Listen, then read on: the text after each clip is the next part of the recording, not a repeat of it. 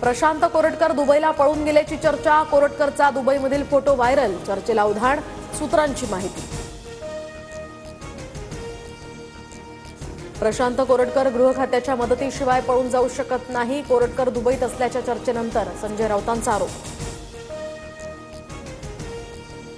नागपूरवरून थेट दुबई गाठण्यासाठी कोरटकरनं दंगलीचा आधार घेऊन पळ काढल्याचं दिसतं। गृह खात्यानं तात्काळ कोरटकरच्या मुसक्या आवळून भारतात आणावं, बिटकरींचं ट्विट। पुण्यात अजित पवार आणि जयंत पाटलांमध्ये अर्धा तास चर्चा, वसंतदादा शुगर इन्स्टिट्यूटच्या बैठकीच्या आधी या दोघांमध्ये बैठक। दोन्ही पवारांमध्ये उत्तम चाललेलं असतं, यांना भेटण्यासाठी वसंतदादा इन्स्टिट्यूट, विद्या प्रतिष्ठान आहे, आम्ही शिंदेंच्या आसपासही जाणार नाहीत, संजय राऊतांचा टोला। हिंसाचाराच्या घटनेनंतर मुख्यमंत्री फडणवीस आणि हे पहिल्यांदाच नागपुरात दाखल, फडणवीसांची वरिष्ठ पोलीस अधिकाऱ्यांसोबत आज बैठक, हिंसाचार प्रकरणाचा आढावा घेणार।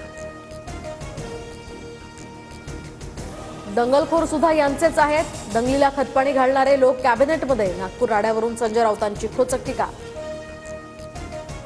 नागपूर हिंसाचार प्रकरणी आणखी दोघांना अटक, एमपीडीएचा कार्यकारी अध्यक्ष हमीद इंजिनियर आणि युट्यूबर मोहम्मद शहजाद खानला अटक। राणा प्रकरणातील आरोपींची संख्या आता 105 वर।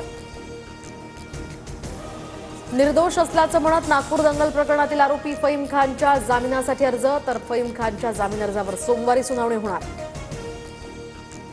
दिशा सालियनच्या वडिलांनी दाखल केलेल्या याचिकेवर 2 एप्रिलला सुनावणी। आदित्य ठाकरे, सूरज पांचोली, दिनो मोरिया यांच्यासह मुंबई पोलिसांवर याचिकेतनं गंभीर आरोप।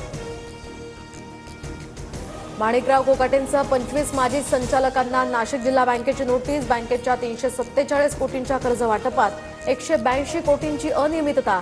दिलीप बनकर, नरेंद्र दराडे, शोभा बच्छाव, राहुल ढिकले यांचाही यामध्ये समावेश।